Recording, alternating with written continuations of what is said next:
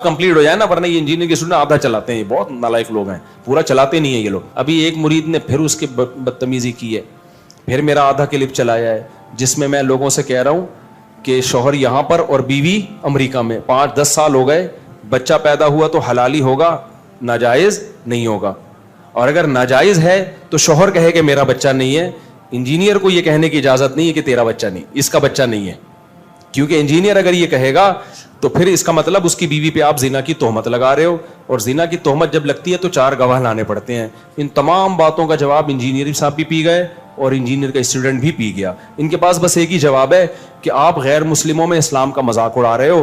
غیر مسلم کیا کہے گا, میاں بیوی اتنا دور بچہ کیسے ہو گیا؟ تو غیر مسلم آنے دو, اکثر غیر مسلم آپ سے زیادہ سمجھدار ہوتے ہیں, ان کو میں سنبھال لوں گا. اب دلائل کا جواب دلائل کی دنیا میں دو. بخاری کی صحیح حدیث ہے جس میں آتا ہے کہ زانی کا بچہ نہیں ہوگا. اس میں یہ تھوڑی ہے کہ اگر زانی کا ہے تو ہوگا, نہیں ہے تو نہیں. صاف حدیث میں کیس آیا کہ زنا سے بچہ پیدا ہوا, نبی نے فرمایا نہیں, پھر بھی کس کا ہوگا؟ باپ کا ہوگا. ہاں, باپ کو اجازت ہے نفی کرے کہ میرا نہیں ہے. جب باپ نفی کرے گا تو اسلام کہتے ہیں اتنے آرام سے نفی نہیں ہوگی. اس کا مطلب تم بیوی کو کیا کہہ رہے ہو؟ زانیہ کہہ رہے ہو. زانیہ کا مطلب 4 گواہ نہیں ہے تو لعان کرو, عدالت میں جا کے قسمیں اٹھاؤ. اس پورے پروسیس سے گزرے بغیر آپ اپنے بچے کی نفی نہیں کر سکتے, چاہے 100% یقین ہو کہ کسی اور کا بچہ ہے. یہ اسلام کا آرڈر ہے, اس میں عقل نہیں چلتی. ہاں, اب اسلام نے ایسے اللاجیکل کام جو بظاہر اللاجیکل ہے اس کا آرڈر دیا کیوں, یہ ایک سوال پیدا ہوتا ہے. اس کا جواب سنو کہ انجینئر کے اسٹوڈنٹ سے زیادہ ڈھیڑ ہم نے دنیا میں دیکھے نہیں ہے. سوال پیدا ہوتا ہے جیسے اب غیر مسلم آ گیا کہ یار 20 سال سے ملے نہیں ہیں اور آپ اس بچے کو اس کے شوہر کے کھاتے میں ڈال رہے ہو, یہ تو پاسبل ہی نہیں ہے. تو ہم غیر مسلم کو جواب دیں گے کہ دیکھو, اسلام جب قانون بناتا ہے تو ساری انسانیت کو سامنے رکھ کے بناتا ہے. اسلام یہ چاہتا ہے کہ بچوں کے باپ ہوں. انگریزوں کو تو باپ کی کوئی ویلیو نہیں ہے, تو بچے کے لیے اس کو باپ ماننے میں فائدہ کس کا ہے؟ بچے کا ہے. اس لیے کوئی دور دور کا بھی امکان نہیں ہے, لیکن چونکہ بچے کا فائدہ اس میں ہے کہ اس کو باپ مان لیا جائے تو اسلام اس کے کھاتے میں ڈال دیتا ہے تو اس کا باپ ہے.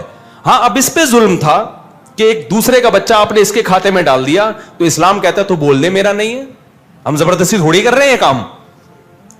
اس لیے میں کہہ رہا ہوں کہ اس بچے کی نفی انجینئر نہیں کر سکتا, یہ کر سکتا ہے جو بیوی کا شوہر ہے, یہ کہے گا میرا نہیں ہے. جب یہ چپ بیٹھا ہے نا تو اس کا مطلب اسلام اس بچے کو ایک باپ دینا چاہتا ہے, چاہے حقیقت میں نہ بھی ہو. ڈی این اے سے پتہ بھی چل جائے یہ اس کا نہیں ہے, پھر بھی بھائی مان لینے میں بچے کا فائدہ ہے. تو بچے کے فائدے کے پیش نظر اسلام نے اس اللاجیکل بات کو لاجیکل قرار دے دیا ہے. کچھ چیزیں اللاجیکل ہوتی ہیں, اسلام کہتا ہے اس کا فائدہ بہت ہے اس لیے لاجیکل ہی ہے وہ. اس کی اور آسان مثال دیتا ہوں. دیکھو, کوئی بچہ کچرے پہ پڑا ہوا ملے نا, اب 2 آدمیوں میں پھڈا ہو گیا, ایک کہہ رہا ہے میں اس کو پالوں گا, دوسرا کہہ رہا ہے میں. بعض دفعہ ہوتا ہے نا کوئی ولد الزنا بچے ہوتے ہیں, عورت کچرے میں پھینک کے چلی جاتی ہے. اب 2 آدمی آ گئے, ایک کہہ رہا ہے مجھے دو, دوسرا کہہ رہا ہے مجھے دو, تو گورنمنٹ دونوں میں سے ایک کو دے گی. تو علماء نے لکھا ہے کہ اگر کوئی یہ کہہ دے نا میں اس کا باپ ہوں تو آنکھیں بند کر کے اس کو دے دیا جائے گا. اس تحقیق میں نہیں جانا جائے گا کہ یہ باپ کیسے ہو گیا, حالانکہ عقل کے خلاف ہے. تو باپ ہے تو کچرے میں بچہ کیا کر رہا ہے؟ اس لیے مان لیا جائے گا اس کا دعویٰ کہ بھائی اس میں بچے کا فائدہ ہے, حالانکہ وہاں بھی یقین ہے کہ اس کا باپ ہوتا تو پھڈا کیوں کر رہا ہوتا. 1 گھنٹے کے بعد تو نے دعویٰ کیا میں اس کا کیا ہوں؟ باپ ہوں. ہم کہتے ہیں مان لو بس تیرا بیٹا ہی. یہ کہے کہ میرا بیٹا نہیں ہے تو پھر ہم کہیں گے نہیں ہے, لیکن جب یہ منہ سے بول رہا ہے میں اس کا باپ ہوں تو بغیر دلیل کے اس کو اس کا باپ مانا جائے گا, کیونکہ اسلام میں بچے کے لیے باپ لیس ہونا بہت بڑا عیب ہے. تو بچے کے فائدے کے لیے کچھ اللاجیکل کام اسلام میں کیا بن جاتے ہیں؟ لاجیکل. لاجک کے اس کی مثال ایسے ہے, جھوٹ بولنا کتنا برا عمل ہے, تو اچھا کام ہے, لیکن حدیث میں آتا ہے میاں بیوی کے درمیان سلو کرانے کے لیے یا 2 مسلمان بھائیوں کے درمیان سلو کرانے کے لیے جھوٹ بولنا صرف جائز نہیں. حدیث کا مفہوم کیا ہے؟ مترشح یہی ہوتا ہے, ثواب ہے. لیس الکذاب الذی یکذب لیصلح بین الناس, وہ شخص جھوٹا نہیں ہے جو اس لیے جھوٹ بولے تاکہ 2 لوگوں کے درمیان سلو کرا دے. اب جھوٹ تو غلط کام ہے, لیکن بھائی اس غلط کام کا نتیجہ بڑا خاندانی نکل رہا ہے. یہ اس سچ سے اچھا ہے جو لوگوں کو لڑوانے میں. اب کتنے لوگ جا کے بیوی کو سچ بولے تمہارے میاں کے نا فلانی انٹی سے تعلقات ہیں, تو اس سچ سے نتیجہ کیا نکل رہا ہے؟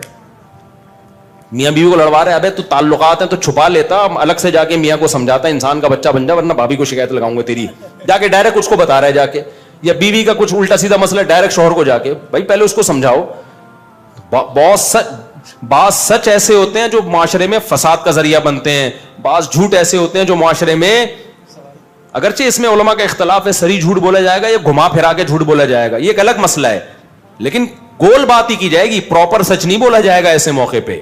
تو اسی طرح شریعت نے بولا کہ بھائی کچرے میں بچہ ملا ہے, یہ فقہ کی کتابوں میں مسئلہ لکھا ہے اور یہ قرآن و سنت ہی سے مستنبط کیا. یہ میرے بات کمپلیٹ ہو جائے نا, ورنہ یہ انجینئر کی اسٹوڈنٹ آدھا چلاتے ہیں, یہ بہت نالائق لوگ ہیں, پورا چلاتے نہیں ہیں یہ لوگ.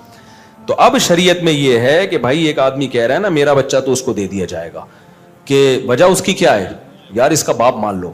سوال پیدا ہوتا ہے اس میں اوریجنل باپ کا تو مسئلہ ہوگا, تو بھائی ہم کہتے ہیں اوریجنل آئے نا, کوئی اور دعویٰ کرے کہ میرا ہے, پھر ہم اس سے دلیل, دونوں سے دلیل مانگیں گے, پھر ڈی این اے بھی ہوگا, بہت کچھ ہوگا. جب تک اوریجنل باپ خاموش ہے تو بچے کو باپ لیس ہونے سے بچانے کے لیے کس کے کھاتے میں ڈال دیں گے, جو دعویٰ کر رہا ہے اس کے کھاتے میں ڈال دیں گے. ہم سمجھتے ہو؟ تو اس لیے اسلام نے یہ حدیث ہے, بخاری کی حدیث ہے, الولد للفراش وللعاہر الحجر, فرمایا جو زنا کرنے والا ہے اس کو بچہ نہیں ملے گا, بچہ اسی کو ملے گا جس کی بیوی کے پیٹ سے جنم دیا گیا ہے, اس کے کھاتے میں ڈالا جائے گا اگرچہ زنا سے ہو. ہاں وہ کہہ دے میرا نہیں ہے, پھر ہم کہیں گے بھائی, کیونکہ وہ کہے گا کہ آپ بچے کا تو فائدہ دیکھ رہے ہو کہ اس کو باپ دے رہے ہو, میرا فائدہ نہیں دیکھ رہا, میرا ہے نہیں میں مان لوں. تو ہم کہیں گے آپ بول دو نہیں ہے آپ کا, ٹھیک ہے نا, آپ کو کس نے کہا ہے, وہ بول نہیں رہا, جہلم سے آواز آ رہی ہے, جہلم کہہ رہا ہے کہ اس کا نہیں ہے, ڈی این اے سے پتا, ڈی این اے سے بھی نہیں, ڈی این اے کرنے کی اجازت ہی نہیں ہوگی ایسے موقع پہ, سمجھ رہے ہو, کیونکہ ڈی این اے کا نتیجہ کیا نکلے گا, آپ شک میں ڈال رہے ہو اس کو. اسلام کہہ رہے ڈی این اے وی چھوڑو,